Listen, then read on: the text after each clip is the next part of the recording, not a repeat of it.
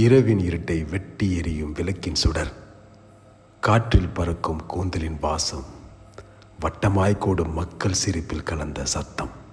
இரவை தாண்டி மெல்ல வெளிக்கும் கிராமம், நிலாவின் வெள்ளி ஒளி கற்றிலை போல் விழ, மின்மினிக்கல் மின்னும் வானம் சாட்சி நின்று மக்களின் நெஞ்சில் எழும் பாசமும் பேரின்பமும் அங்கே பிறக்கிறது தெருக்கூத்து. இது ஒரு கலை மட்டுமல்ல, கிராமத்தின் இதயம் துடிக்கும் நொடி. நாம் பேசும் தமிழின் உயிர்ப்புணர்ச்சி. தெருவே மேடை, மக்களே அரங்கு, விளக்கே ஒளி. அங்கு சொல்கிறது சித்திர காவியம். பாரதமும் ராமாயணமும் தேவதைகளின் வரலாறும் மண்ணின் பாடல்களும் எல்லாம் மக்கள் நாவிலேயே உயிர் பெற கூத்தாடும் கலைஞன் ஒருவன் மட்டுமல்ல, ஒரு தலைமுறை முழுவதின் நெஞ்சூரம். வண்ணாடை போத்திய உடல், பெரிய சிகையால் அலங்கரித்த முகம், அழகிய கிரீடம், கருநீலம் பூசப்பட்ட கைகள். அது பார்த்தவுடன் குழந்தை சிரிக்கும், முதியோர் கண்களில் நீர் பெருகும். நாதசுரம் ஒலிக்க தவில் மின்னும், கூத்தனின் குரல் முழங்க அங்கே நிலம் அதிரும். அதுதான் நடனத்தின் இசை, இசையின் கதை, கதையின் உயிர். இதுதான் தெருக்கூத்து. தமிழ் மண் 1000 ஆண்டுகளை கடந்த ஓர் அகன்ற நாகரிகம். அந்த நாகரிகம் மக்களின் வாழ்வில் பிறந்த கலைகள் பல. அவற்றில் ஒரு சிறந்த கலை தெருக்கூத்து. தெருக்கூத்து என்பது ஒரு நாடகம் அல்ல, அது ஒரு வழிபாடு, அது ஒரு விழா, அது மக்கள் ஆன்மாவின் குரல். பண்டைய காலத்தை கிமு 500க்கு முன்பு திரும்பி பாருங்கள். தமிழர் கிராமங்கள் அனைத்தும் விவசாய வாழ்வில் மூழ்கியிருந்தன. மழை பெய்தால் மகிழ்ச்சி, வறட்சி வந்தால் துயரம். மண்ணை, மழையை, சூரியனை கடவுளாய் கொண்டு மக்கள் விழா கொண்டாடினர். அந்த விழாக்களில் மக்கள் கதைகளை பாடி, நடனம் ஆடி, முகமூடிகள் அணிந்து கூத்து ஆடினர். அது கலை மட்டுமல்ல, அது கடவுளை வணங்கும் வழி. இதுவே தெருக்கூத்தின் முதல் விதை. சங்க காலத்தில் தெருக்கூத்தின் வளர்ச்சி. பின்னர் வந்தது சங்க காலம், கிமு 500 முதல் கிபி 300 வரை. அக்கால இலக்கியங்கள் சிலப்பதிகாரம், புறநானூறு கூத்து பற்றி பேசுகின்றன. மதுரையில் நடந்த கூத்து விழாக்கள் மக்களை இரவு முழுவதும் கவர்ந்தன. அக்கால கூத்து வகைகள்: ஆரியம் கூத்து, வடநாட்டு பாணியை கொண்டது. சக்கை கூத்து, நகைச்சுவை நையாண்டி நிறைந்தது. பாண்டுரங்கம் கூத்து, புராண கதைகளை பாடியது. இந்த காலத்தில் கூத்து மக்களின் கல்வி, மக்களின் பொழுதுபோக்கு, மக்களின் கலையானது. தெருக்கூத்துக்கு வேர்கள் ஆழமானது. இப்பொழுது பல்லவர் மற்றும் சோழர் காலத்தில் தெருக்கூத்தின் வளர்ச்சியை பற்றி சற்று பார்ப்போம். பல்லவர்கள் கிபி 4ஆம் நூற்றாண்டு முதல் 9ஆம் நூற்றாண்டு வரை ஆட்சி காலத்தில் கூத்து கோயில் திருவிழாக்களில் பிரபலமானது. காஞ்சிபுரம் நகரம் மகாபாரதம், ராமாயணம் கதைகளின் நாடகத்தால் அதிர்ந்தது. பின்னர் வந்த சோழர்கள் 9ஆம் நூற்றாண்டு முதல் 13ஆம் நூற்றாண்டு வரை தஞ்சாவூர், சிதம்பரம், நாகப்பட்டினம் இவை கூத்தின் மையமாகின. கோயில் திருவிழாக்களில் கூத்து தெய்வத்திற்கு சமர்ப்பணமானது. மகாபாரத கதைகள், திரௌபதியின் கதை, அர்ஜுனனின் போராட்டம், பீமனின் வலிமை இவை அனைத்தும் தெருக்கூத்தின் மக்களை மெய்மறக்க வைத்தன. சோழர் கல்வெட்டில் கூத்து கலைஞர்களுக்கு நிலம் வழங்கப்பட்டது என்று சொல்கின்றன. அதுவே கூத்து சமூகத்தில் பெற்ற மதிப்பை காட்டுகிறது. நாயக்கர் காலம் தெருக்கூத்தின் பொற்காலம். ஆனால் தெருக்கூத்து முழுமையான உருவம் பெற்றது நாயக்கர் காலத்தில். 13ஆம் நூற்றாண்டு முதல் 17ஆம் நூற்றாண்டு வரை மதுரை, தஞ்சை, திருநெல்வேலி தெருக்களில் கோயில் தேரோட்டம் நடந்த இரவுகளில் ஆயிரக்கணக்கான மக்கள் கூடியிருந்தனர். மேடையில் நடந்தது திரௌபதியின் சாபம், அபிமன்யுவின் படையுத்தம், கர்ணனின் வதம். கலைஞர்கள் ஆடிய போது மக்கள் அழுதார்கள், சிரித்தார்கள், கதையின் உலகில் வாழ்ந்தார்கள். அப்பொழுதுதான் கூத்து தெருவில் பிறந்து தெருக்கூத்து என்ற பெயரால் நிலைத்தது. ஆங்கிலேயர் காலம் வந்தது. 18ஆம் நூற்றாண்டு முதல் 20ஆம் நூற்றாண்டு வரை தெருக்கூத்து மக்களின் குரலாக மாறியது. அது சிரிப்பிலும் சாடலில் மூழ்கியது. அது அநீதியை எதிர்த்தது. அது மக்களை ஒன்றுபடுத்தியது.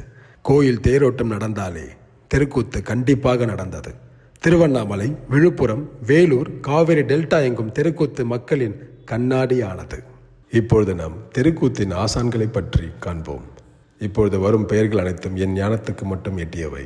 ஏதேனும் பெயர்களை நான் விட்டிருந்தால் மனப்பூர்வமாக மன்னிப்பு கேட்கிறேன், என்னை மன்னியுங்கள். முத்துசாமி ஆசான் திருவண்ணாமலை, மகாபாரத கதைகளை குரலாலும் நடிப்பாலும் உயிரோடு காட்டியவர். சின்னசாமி ஆசான் விழுப்புரம், திரௌபதி சாபம் நாடகத்தில் புகழ்பெற்றவர். பெருமாள் ஆசான் வேலூர், சமூக நையாண்டியில் சிறந்தவர். புருஷோத்தமன் காஞ்சிபுரம், நவீன காலத்தில் தெருக்கூத்தை சமூக விழிப்புணர்வோடு இணைத்து கற்பித்தவர். இவர்கள் கூத்து ஆசான் என்றே மக்கள் மரியாதை செய்தனர். கிராமப்புறங்களில் தெருக்கூத்து கலைஞர்கள் பரவலாக உள்ளனர். ஆனால் அனைவருக்கும் பொதுவான அங்கீகாரம் கிடைப்பதில்லை. எனினும் சிலரின் பங்களிப்பு குறிப்பிடத்தக்கது. புருசை கண்ணப்ப சம்பந்தன். இவர் நவீன தெருக்கூத்து கலைக்கு வழிகாட்டியவர். முத்துசாமி கூத்துப்பற்றை என்ற அமைப்பை தொடங்கி பல புதிய கலைஞர்களை உருவாக்கினார். குப்புசாமி திண்டிவனம் பகுதிக்கு அருகில் பல கிராமங்களில் புகழ்பெற்ற தெருக்கூத்து கலைஞர். சண்முகம் நாமக்கல் மாவட்டத்தை சேர்ந்த இவர் பாரம்பரிய தெருக்கூத்து வடிவங்களை தக்க வைத்து வருகிறார். வீரராகவன் விழுப்புரம் மாவட்டத்தை சேர்ந்த இவர் 1970களில் இருந்தே தெருக்கூத்து கலைஞராக செயல்பட்டு வருகிறார். இவர்களைப் போலவே பல கிராமப்புற கலைஞர்கள் தங்களின் தலைமுறை அனுபவத்தின் மூலம் இந்த கலைக்கு உயிர் கொடுத்து வருகின்றனர். அவர்கள் பலர் பரம்பரையாக இந்த கலையை செய்து வருகின்றனர். இப்பொழுது நாம் தெருக்கூத்தின் அலங்காரம் பற்றி பார்ப்போம். முக அலங்காரம் சுண்ணாம்பு, குங்குமம் மற்றும் கரி கலவைகள் பயன்படுத்தப்பட்டது. முகத்தில் தடவும் வண்ணங்கள் பாத்திரம் அடிப்படையாக மாறும். கண் அலங்காரம் கண்களை பெரிதாக தோன்ற வைக்க கருப்பு கரி தடவப்பட்டது. பாத்திரத்தை பொறுத்து கண்கள் கூர்மையாகவோ மென்மையாகவோ வரையப்பட்டன. போர் வீரர்களின் கண்கள் அக்னி போல் வரையப்படும். பெண் கதாபாத்திரங்களுக்கு நீளமான கோல் வரையப்படும். மூக்கு வாய் அலங்காரம் மூக்கில் வண்ணம் பூசப்பட்டு வளைந்த கோடு இழுக்கப்படும். சில சமயம் அசுரர்களுக்கு சிவப்பு மூக்கு வரையப்படும். வாய் சிவப்பு நிறத்தில் தீவிரமாக வரையப்படும். அசுரர்களுக்கு பெரிய பற்கள் போல் வெள்ளை புள்ளிகள் வைக்கப்படும். தலையாடை மற்றும் முடி அலங்காரம் வீரர்கள் உயரமான கிரீடம், முடிக்கட்டு, பொன் காகிதம் ஒட்டிய காகித கிரீடங்கள். அசுரர்கள் கொம்பும் கருப்பு முடி, சாம்பல் தடவிய முகம். பெண்கள் நீண்ட பொய்முடி, மலர் அலங்காரம் வைக்கப்படும். உடைகள் வண்ணமிகு பட்டாடைகள், சிவப்பு பச்சை கலந்த புடைவைகள்.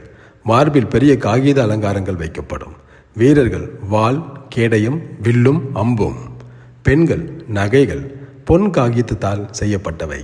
சிறப்பு அம்சங்கள் வண்ணங்கள் பாத்திர குணங்களை காட்டும். பச்சை தெய்வீகம், நீலம் ஆன்மீகம், சிவப்பு கோபம், தியாகம், வீரம், கருப்பு தீமை, அசூரத்தன்மை, வெள்ளை சத்தியம், தூய்மை. இவ்வகையான அலங்காரங்கள் செய்யப்படுவதற்கான முக்கிய காரணம் மக்கள் மிக தூரத்திலிருந்தே பார்த்து கொண்டிருக்கும் பொழுதே அந்த கலைஞனின் பாத்திரம் யார் என்பதை அறியச் செய்வதற்கானது. இப்பொழுது நாம் நவீன காலத்தில் தெருக்கூத்தின் வீழ்ச்சியை பற்றி பார்ப்போம். ஒரு காலத்தில் தெருக்கூத்து ஒரு கிராமத்தின் இதய துடிப்பு. கோயில் தேரோட்டம் நடந்தாலே தெருக்கூத்து உறுதி. இரவு முழுவதும் மக்கள் கூடி கண்ணீர் மல்க கதையை கேட்பார்கள். கலைஞர்கள், ஆசான்கள், அவர்கள் குரலால் கதைகள் உயிரோடு வாழ்ந்தன. ஆனால் 20ஆம் நூற்றாண்டில் சினிமா வந்தது. பெரிய திரை, வண்ண விளக்குகள், பாடல்கள். மக்கள் அங்கு ஈர்க்கப்பட்டனர். பின்னர் தொலைக்காட்சியும் வந்தது. மக்கள் வீடுகளில் உட்கார்ந்து பொழுதுபோக்கை அனுபவித்தார்கள். இனி தெருவில் கூத்து பார்க்க மக்கள் கூடவில்லை. கலைஞர்களின் மேடைகள் மெதுவாக வெறிச்சோடியது. தெருக்கூத்து கலைஞர்களுக்கு ஊதியம் கிடையாது. முன்னாள் ஆசான்களுக்கு நிலம் வழங்கப்பட்டு வாழ்ந்தார்கள். ஆனால் நவீன காலத்தில் வீடு கூட நடத்த முடியவில்லை. பல ஆசான்கள் விவசாய வேலை, கூலி தொழில், கட்டுமான வேலை செய்ய தள்ளப்பட்டனர். சமூக மாற்றத்தில் கிராம மக்கள் நகரங்களுக்கு மாறினார்கள். தெருக்கூத்து நிகழும் தெருக்கள் காலியானது. கல்வி, தொழில், நவீன வாழ்க்கை இவை கலைஞர்களின் பிள்ளைகளை கூத்திலிருந்து பிரித்தன. பழைய நாட்களில் குடும்பம் முழுவதும் கூத்து கற்றுக்கொண்டிருந்தது. இன்று அது முறிந்தது. ஒரு காலத்தில் பாட்டன் ஆசான், தந்தை ஆசான், மகன் ஆசான் என்று வந்த பாரம்பரியம் இன்று ஆசான் ஒருவரும் கலைஞர்கள் இல்லாமல் அமைதியாக அமர்ந்து அழுகின்றார்கள். என் பிள்ளை இதை கற்கவில்லை, இந்த கலை என்னுடன் மண்ணில் புதைந்து போய்விடுமோ என்ற வேதனை அவர்களின் மனதில் உள்ளது. ஒரு தெருவில் முன்பு ஆயிரக்கணக்கான மக்கள் கூடியிருந்த இடம் இன்று வெறிச்சோடி உள்ளது. மேடையில் பாடிய கலைஞர் இன்று வேறு வேளையில் வியர்வை சிந்தி உழைக்கிறார்.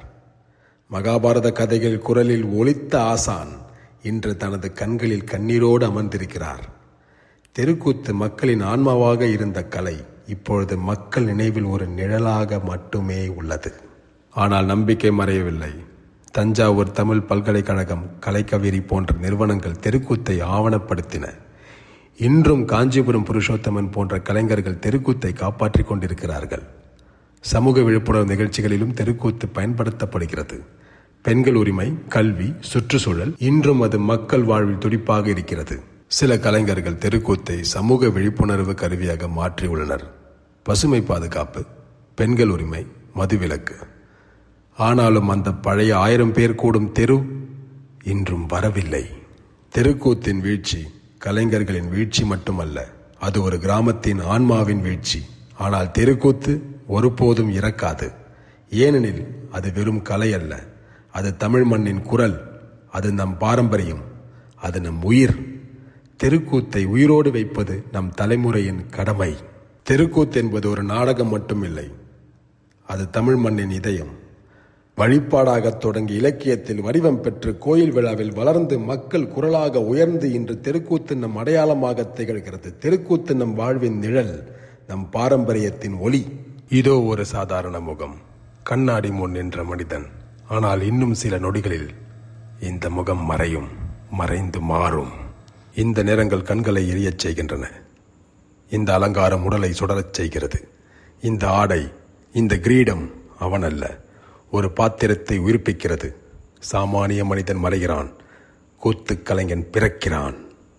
இது உடல் மட்டும் மாறுவது அல்ல, இது ஆன்மா மாறும் தருணம்.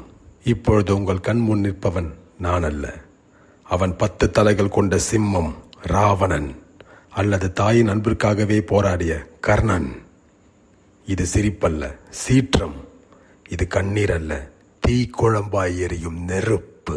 இந்த முகத்தின் சீற்றத்தை பாருங்கள், இந்த கண்களின் எரிச்சலை பாருங்கள், இந்த உடல் முழுக்க வெடிக்கும் கோபத்தை பாருங்கள். இது நடிப்பல்ல, இது தெருக்கூத்தின் உயிரோசை.